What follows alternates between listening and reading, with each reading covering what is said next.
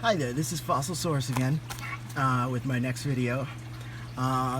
Let me state for the record that this is my second attempt, so I've already opened this to begin with. But let's just pretend, shall we? Let's pretend this is unopened. There we go. Okay.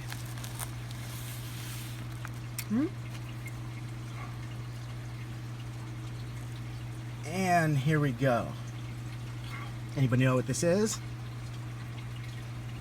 Probably don't. It is a bit misshapen due to the fossilization process. Lots of times things get bent or just completely out of shape. This is a pliosaur tooth, which is very, very cool. Very unique. You don't see them very often. When you do, you either see them very, very small, which can still be pretty expensive, or massive ones, which are super, super expensive. The ones like this, I mean, easily in the thousands, sometimes tens of thousands, or over 10,000. This was nothing like this. This is something that you easily could find for, probably in most cases, for quite a large amount. But as with lots of cases, when you get something really good, it's a matter of just being really lucky and finding something for a really good price. I wouldn't be able to afford something like this at a top price. So yeah, I was real lucky. This one had actually broken off in transit. You can see right there, that white line, and there, and it kind of goes down here, and right there. But it just snapped. It didn't break and have lots of little pieces, so it was very easy to fix. And that's the case with a lot of things. It's a sad reality when you have things that are delicate in the mail, and this one was shipped. A lot of times they're shipped in boxes with foam and stuff like that, and sadly this one was not. But even in the boxes, sometimes you'll get some damage. Usually it's just something like that, a clean snap, so you can just glue it back together. Very rarely will you have something where like that much is missing because it's just broken debris down there, which is very lucky. These striations are a very common pliosaur thing. They don't all have it, and there are other things like ichthyosaurs. It's common to have these, so it's not a definite tell like, oh, these stripes are here, so it's a pliosaur tooth. But very, very many of them do.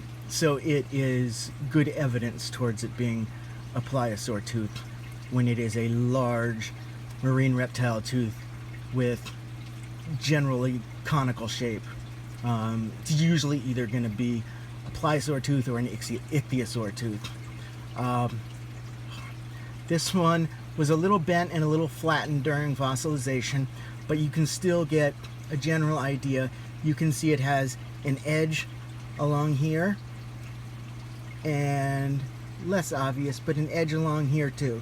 That is an actual part of the normal tooth, and if it was in better shape, you could actually see serrations along it.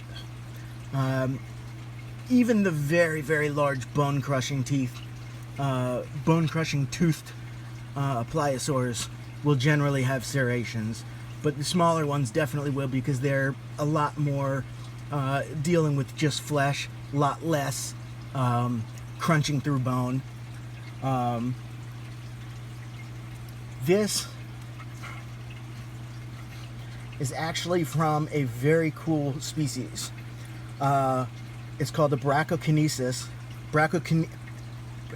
You know what? No matter how many times, I can never get it right. Brachiokinesis, which comes from not only the Cretaceous but the late Cretaceous, which is very strange because the Jurassic was the pliosaur heyday, the plesiosaur heyday, which includes plesiosauruses and pliosauruses, or plesiosaurs, pliosaurs. Very few made it through to the Cretaceous, and these guys made it very far into it, about 88 million years ago, And Cretaceous ended just 66 million years ago, so you can kind of do the math. It's pretty late into it. In fact, this species it definitely was one of the last, and it may have been the last living pliosaur species, which is just, some people might not look at that as being as cool, but if you really think about it, it's a pretty awesome fact. Holding the last known pliosaur. I mean, it's very cool. A lot of them came from the Western Interior Sea, which I kind of talked about in a previous video. That is an ocean on the west coast of the United States, went through the entire United States from, not the Gulf of Mexico, but from Mexico all the way up into Canada. And it was a very shallow sea, just a few hundred feet at the most, and it was full of some of the most just dangerous, largest, brutal creatures there were. I mean, obviously there were pliosaurs. There were massive amounts of sharks, huge sharks, some significantly larger than great whites. All kinds of mosasaurs, including all the largest ones too. Just a huge jumble of amazing, dangerous animals. Some of just the fish that they had in there were just incredible and brutal things. Now, these guys were not top predators. They may have been top predators in the very specific area that they tended to live in, like if they lived very close to shore, which they may have given their size.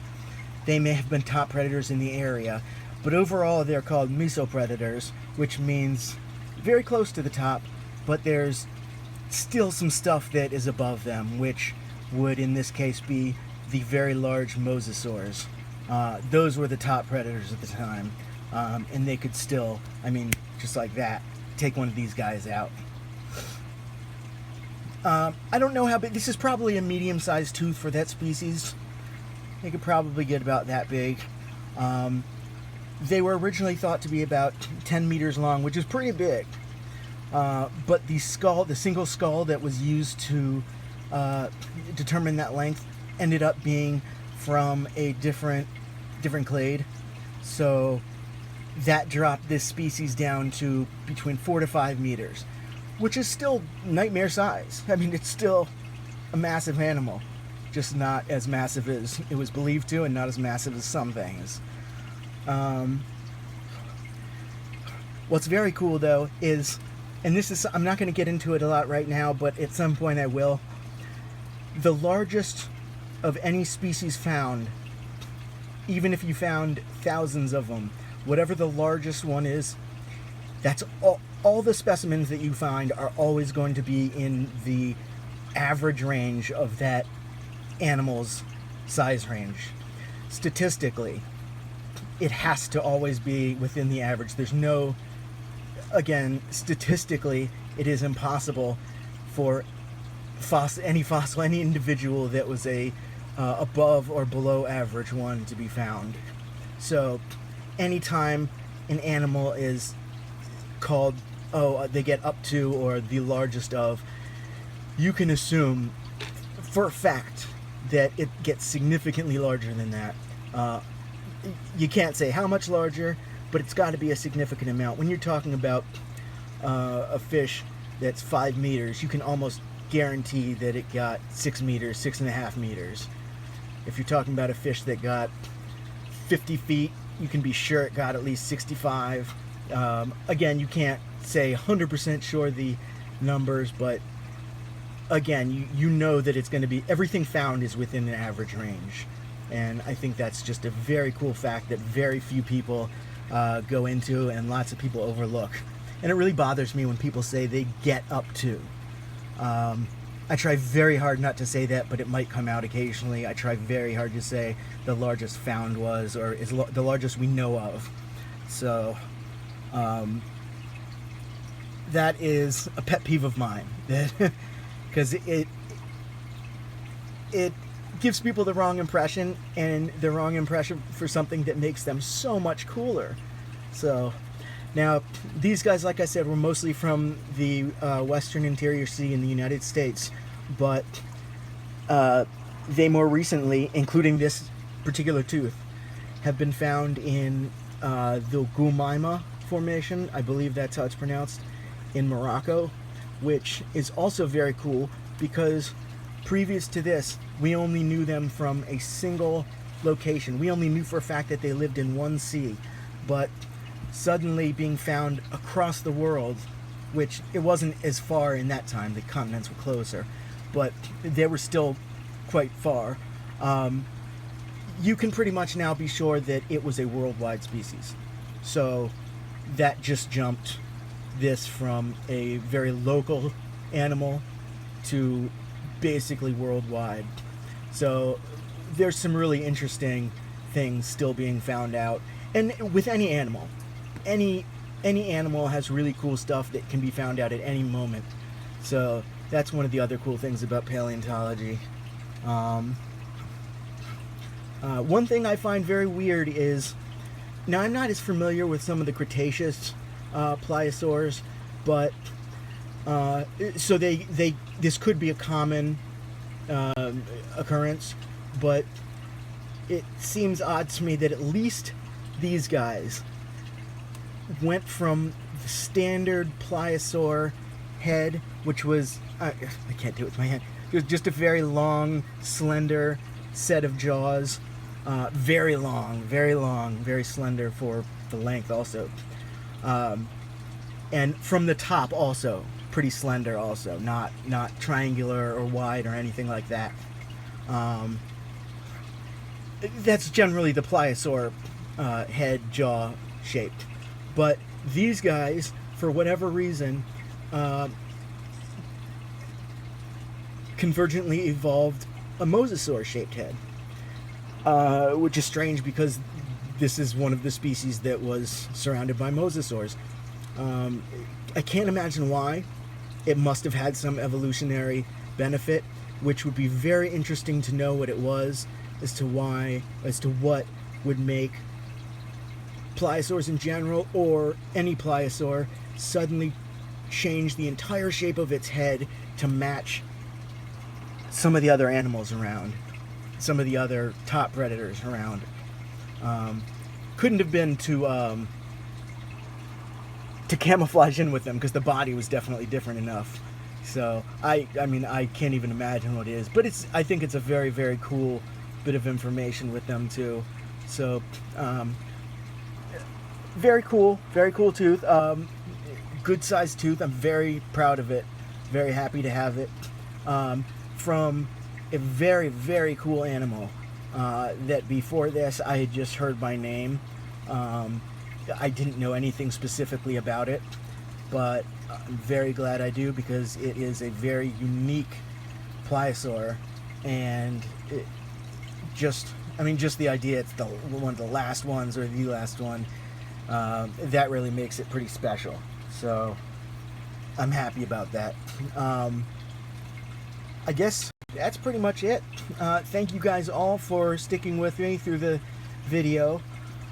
If you liked it, please give me a like. You can subscribe. I'm trying to get a lot of videos out early, just get a lot of content out. Once I have a bunch out, it's going to slow down some. I can't say that I'm going to continue at like one a day or one every 2 days or anything. But if you'd like to subscribe to be on top of when they do come out, I would really appreciate that also. I also have a Patreon up. If you would like to help support, that would be greatly appreciated. I'll just leave a link to that in the description. Thank you guys again. It means the world to me that you watched, and I really hope to see you again next time.